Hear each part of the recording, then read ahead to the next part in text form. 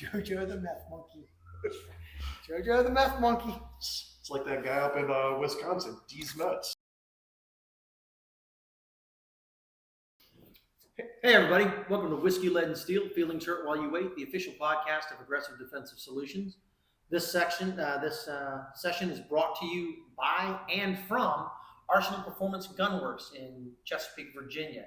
If you've got a gun and you want to make it better, this is the place to bring it. They're centrally located in the heart of Chesapeake. Check them out on the web, check them out on Facebook. We're real happy to be partnering with them. Lee, what are we going to talk about today? We're going to talk about our last training session. We did a low light session a couple weeks ago. But I don't want to say, I apologize if the acoustics aren't great. There's a little bit of an echo in here. They're working on it. We're working on it. We're going to see what happens here. So, all right, there we go. Yeah. First world problems. First world problems. Echoey on the podcast I was listening to while I was riding down the road in my $60,000 car. Sorry, that's a bleed over from the rant I sent you the other day about people not being resilient, squared away, and ready to do business. Sorry. Apparently, I will need to review that and and post that. And Maybe it will be linked up there. Probably not. maybe it'll show up here. Maybe it won't. We'll see. Cool. Yeah. So, after second Saturday series last month, which first one of the 2024 season, which went pretty well, I thought. So we did a low light training scenario. We had like 8 or 10 people show up. So it was a good training session. And the whole idea behind it was to get people to come out and get them used to shooting, not in absolute pitch darkness, but low light. Get them used to the idea of shooting with night sights, shooting with a flashlight, how you utilize a flashlight, all those things. And then realistically to give them the opportunity to see what is a realistic distance that you can engage in the dark. Everybody's different. Not everybody has eyes like an owl. So I had a good time with it. Jeremy, let's hear from you. What did you think of the whole thing? I mean, other than complaining that you didn't have night sights on your gun. Geez, if only I worked with a gunsmithing company that could do something about that. Anyways, no, it was a great time. Great group of people. A little windy out, but no bad weather, only bad gear. That's right. But it was a different aspect, I think, than most people expect going to a class like that, because for the most part, most companies that are running nighttime competitions are doing so from an operational aspect, be that police, military, security, so on and so forth, which is almost a completely different scenario than what we presented to them that night. And there was a lot of questions about things that you would normally see in an operational setting versus, as you put it, John Q. Citizen, employing a pistol in household distances. Yeah. So, And in a defensive situation. and there was, a lot of interesting questions that came up of people who hadn't really thought it through of, well, how come we're not shooting at 50 yards? Things like that. Okay, I want to light on my pistol because there's dark places. Okay, you gotta point your pistol at everything you want to identify. So things that on the surface sound like decent ideas, but when you start peeling it back from a self-defense citizen standpoint, doesn't really hold up. Yeah. So, and I think, and that was one of the reasons that we wanted to run the training the way we did, was so many people, and Adrian's going to get bent out of shape. Well, I carry a light on my gun so I can identify the bad guy. I get that. I understand that. But one of the things that I asked was, well, let me ask you something. How often, if you have a light on your gun, do you practice drawing your gun, turning your light on, and not shooting? Because if every time you draw your gun and turn your light on, you take a shot, that's going to become a range scar. We've already seen that happen with a lot of stuff that goes on. And as Lee has pointed out, if you come around the corner and Jojo the meth monkey is eating your Jif peanut butter, because that's what meth monkeys do, and you shine your light on him to realize who he is and poke a hole in him. It's not going to go well for you. Yeah. That's right. But, it's interesting. You mentioned how many times you train drawing, turning on your light, and not shooting, that's something to look at, not just with a light, but how many times do you draw and not shoot? Yeah. Right. It is definitely something that we should look at. I think in some further trainings of some Yeah. threat, no threat. I've thought about some turners or whatnot. Mm-hmm. Now, the thing that I will say on this, and I wholeheartedly agree with that. But I think the other thing to think about that is when you draw your weapon, turn on your light, and then engage or not engage, you've created a multi-step complex process. And I think those are more difficult to change on the fly. So I throw that out there, but at the same time, to step back to the low light, I do think that there's a different level. I was going to say there is a different level of complexity, I think, when you're looking at it from a low light standpoint, because we always talk about, you're not drawing in it. You're not in the military. You're not in law enforcement. You are drawing your weapon when you've made the decision. There's either a high probability I'm going to shoot this guy, or I am shooting this guy. Yeah. Right. You've already reached that high bar. Whereas in that low light situation, the threat is there, but You have reason to believe. you have reason to believe the threat is there enough to have drawn your weapon, but you can't necessarily identify without that light, right? So that becomes that whole other piece, right? That you talk about. So again, you hear the bump in the night. If you hear bump in the daytime and you go to investigate, and it's your 6-year-old, eating the Jif peanut butter because they got up and were hungry, you're not pointing your gun in their direction. You put a light on your gun and you decide you're going to do that. And that was the reason, not to cut you up, but that was the reason for years. A lot of police departments did not put flashlights on their handguns. Is bean counters someplace said, well, I don't want somebody who needs a flashlight to pull their gun to have a flashlight. To use their gun as a flashlight. Absolutely. Which makes sense. But additionally, aside from the fratricide aspects of putting a light on a gun and using it to identify, there's also more administrative things that you can't do with a light affixed to your gun. And we had plenty of those that night because there was a couple of students running less than quality ammo. And that light's on the bottom of your pistol. Well, that's great, but it doesn't help you know why your gun's not going into battery in the dark. So you can't eliminate the problem. Absolutely, that's absolutely right. You cannot identify the problem with your gun if the gun is attached to it, or the light is attached to the gun. Absolutely. I think that was an interesting set of things that people come with this preconceived notion. Right? Army magazine. What is it? Light affixed to the gun. Is there anything wrong with it? Not explicitly, but is it the best way to do business? It is a limiting. It's limiting. No, but then additionally, again, getting to the administrative aspects of it. Okay, daytime, draw, get a good grip, go through the fundamentals. Okay, now you have a light that it's in your pocket, it's on your nightstand, take your pick, wherever it is, but now you're trying to manipulate two different things, not necessarily in the same plane, because we saw that too, where, okay, no matter what your hold is, you get the light, it goes on the target, okay, put the pistol, pull the trigger. Well, where your light's going and where your pistol's pointed may not necessarily be the same thing. And they actually don't have to be, but They don't, but you saw a lot of people, just shooting at the light, and not gonna lie, from not far distances, 7-8 yards was, I think what we did the max at 10. Not a difficult shot one-handed, but so there's a lot of shit going on there. And again, it wasn't a huge long class. It wasn't all weekend, but we talked through a lot of I don't want to call it the basics, but a lot of the fundamentals of shooting low light while we waited for the sun to go down, and then got into it. So only a couple hours of shooting. But I think it was just the right amount.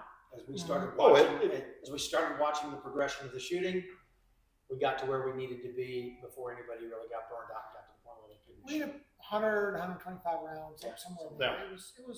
It was a decent amount. But we started at kind of twilight-ish. Mhm. Again, what is a low light situation? Right. Each person different. Mhm. Okay, dawn, dusk, what? So, Right. and we had some ambient light from the range and things like that. So they got to see a bunch of different situations, all the way down to it was completely blackout. Yeah. They really wanted us to leave the range at that Yes, point. they did. They were like, Close up the lights, we can Yeah. leave now. Well, and I think the key is as that light goes down, right? You could see the change in the mentality of the shooters. And I think in the end, I think one of those key things, the key takeaways was understanding that the difference between being, from those of us in the military that learn low light shooting, it is everybody's a bad guy, right? Everybody's a bad guy. everybody over How there. do you use your non-night sights in order to attempt to hit a target when you've got relatively high amount of ammo? I'm not gonna say unlimited ammo, right? But you've got plenty of ammo, and essentially you're just putting probing fire. well, Recon by fire. It's the attempt is near effective fire, right? Right. The goal is effective fire, but the reality is it's near effective fire, right? You're trying to shoot in that direction, and you're hoping you're going to hit the target, right? A whole different concept, right? And I think that was, I've seen some other groups do some low light shooting, and they're still doing that. They're doing a military style of shooting in the direction of a suspected bad Yes. guy, right? Which is not something you can do from a defensive standpoint as a civilian. Absolutely, Right. You can't identify the target. But if You can't articulate why it's legal. right? And You we can do it. You shouldn't. you can. It's not gonna end You well. can, but it's not going to end well for you, right? But again, it gets back to one of the things that I think the good takeaway that we got from this class was students realizing that once you got out past 15, 20, 25 yards, that trying to identify anybody at any of those ranges was difficult. Trying to use the light in your hand, on your weapon, or whatever, to actually identify, is this the threat? That became Oh yeah, and much we didn't. more difficult, right? And those closer engagements made much more sense. And we didn't even break out the timer either. Oh, I mean, no. Timer of what it takes to draw a hit a target 10 yards, daylight, Mm-hmm. dark, probably at least double. Right. Yeah, probably. Mm-hmm. So, but yeah, no, and everybody said they enjoyed it. They got way more than they thought they were going to get that night. Mhm. Even some of the people that said they've done it before. So, Mm-hmm. I like to under promise and over deliver. Well, and like certain others out there. Going the other direction. well, and we headed off the why do you have a light on your weapon? Well, that way if I'm clearing my house at night. We did have that question. We had that question, right? And again, the answer is you shouldn't be, right? You shouldn't be wandering through your house. And the other thing is, if you're wandering through your house and you're using the light on your gun as your light source, right? We had that discussion. You're going to run into JoJo the meth head and eating your Jif peanut butter, and right, are you going to take a reflexive? Startled? Are you going to, right? Is it going to be that startle reaction and bang? Yeah. Well, Again, it's breaking into your house in the Commonwealth of Virginia is not going to be justification for lethal force. Right. And Right. they articulate. And You're not going to be able to articulate. If the police come in and they find JoJo the crackhead on the floor and a jar of Jif peanut butter and a 40 caliber hole in and a his 40 chest. and a 40 cal hole in his chest, right? Because you're overcompensating. Right? Weigh it out. Your ability to articulate that. The tank folio. My tank folio, The 10 tank folio, millimeter. 10 millimeter. Got that Right. lock. The tank folio mounted flashing. Yeah, it's So- Italian, so you need 7 or 8 O-rings. So yeah, and But laying up in your bedroom when you hear bumping like, calling 911. That's Right. Yeah. call 911. Let them come Send in your with wife her. out. Hey, go see if there's a bad guy out there.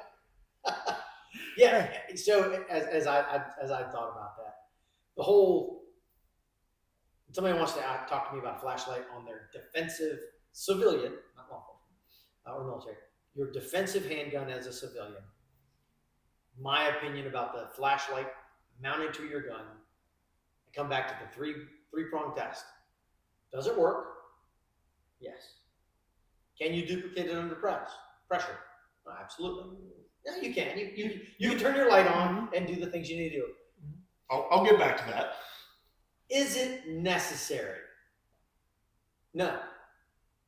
Because I fall back to realistic defensive distances in low light. If it's dark and you're so far away that you can't tell that they are a bad guy, lethal force threat, then you should not pull your gun and point your flashlight at them. And if you're close enough to recognize that they're a lethal threat, then you're close enough that you don't need a flashlight and you don't need to add that step to the process. But back to your point of, can you duplicate it under stress? So thinking about how lights on guns activate. And we tried it at the end, almost every student had a light on their gun. We said, okay, at the end, dealer's choice. You want to use a light on your gun, you want to use the handheld flashlight, go for it. But how many of those, try to use that pressure switch rather than the constant on? And then the recoil came back. Okay, you're not on that pressure pad anymore. Okay, I need to get my light back on. Okay, I need to get my gun back on target. It's not quite as simple as it sounds. So can you duplicate it under pressure? Maybe. With enough practice, absolutely. I'm going to say if you put enough time and energy and practice into it. Oh yeah, like anything. Yes, It's like anything it else. can Time, be duplicated. energy. But again, is it necessary? No. And the fact that you can duplicate under stress is irrelevant. Because we showed with ambient light, even at the end of the evening, you can still make a 10-yard shot without night sights, without a light. Yeah. Cool. You're not going to have that nice quarter-sized group, but yeah. Whatever. Yeah. You're not likely to have a quarter-sized group in a defensive shooting anyway. Yes. That's a goal to aim for, no pun intended. I'm sure there's people out there that are convinced they can do that. I'm sure they are. I bet they wear gloves on their belt that they don't wear on their hands. Come on out to the second Saturday series. Come on. As Ken's fond of saying, I'll take the Pepsi challenge. That's right. So, all right. What else? Anything else on that? We got a low light competition for those that are interested in actually putting that to the test. That I believe is in August. No, it's in October because Oh, we need to get our we light need the dark lighter. Now, next month, which is rapidly approaching, the April 2nd Saturday series, we're having a concealed carry competition. 4 stages, all of them at legitimate concealed carry distance and concepts. If you want to shoot in that, go to practice score or second Saturday, however you get to us. But have a heads up on that. Your gun has to be a legitimate concealed carry gun. That means you can't bring your tritium Trigicon mounted with a bipod race gun and all that crazy shit. And it has to legitimately be concealed from draw. That doesn't mean that you can put it in your pocket. It means it has to be from a legitimate draw. But that'll be after the second Saturday series. So if you have an ACOG mounted to your concealed Right. carry handgun, that probably is not really concealed carry. I should have told Joe when he's making me that holster. I should make a concealed one. That's it. There you go. Okay. I'd like to see the pants so that you can conceal that thing. So Joe's gonna make. Oh, a yeah. holster? I should have talked to him before he left. All right. Well, anyway. Yeah, there's that. And then Yeah. just one more last shout out to Arsenal Performance and Gunworks. Cerakoting, cleaning, polish jobs, stippling, Sights. sights, Optics. optic mounts, the whole shebang. They're not selling guns. They're just improving guns. Come check them out. They're open Thursdays, Fridays, and Saturdays. And then by appointment. Awesome. Anything else? Box bottles, bombs, hand grenade? All right. Somebody's feelings probably got hurt. Too bad. That's what happens. Probably a guy that wants to go clear his house. With this tank folio. I'm sure there's like, you can't tell me what to do. We'll get a comment. You can't tell me what to do. You're not the boss of me. I'm not telling you. I'm not telling you that you can't do it. I'm just telling you. I'm telling you it's a bad idea. I'm just telling you. And you I'm better just hope telling the you. people who suit you don't hire us. I'm just gonna tell you, if you do it and you shoot JoJo the meth monkey, and all he's got is a jar of Jif peanut butter, then don't come crying to me that I told you you could do it, because I told you not buying to. your macaroni art that you're selling under the overpass. I'm gonna look for an incident blotter with somebody named JoJo. The JoJo. moment I find one that's a freaking meth addict, freaking that's going up on my refrigerator. JoJo the meth head. That's right. It's JoJo Ashcraft's cousin. All righty. That's All it. right. So we'll see you next week. Be safe. Oh. JoJo the meth monkey. JoJo the meth monkey. It's like that guy up in Wisconsin, D's Nuts. That's right. That's right. Who actually changed his name to D's Nuts. Well, he changed it first to Des Nuts, Nuts. and then came back 3 years later and did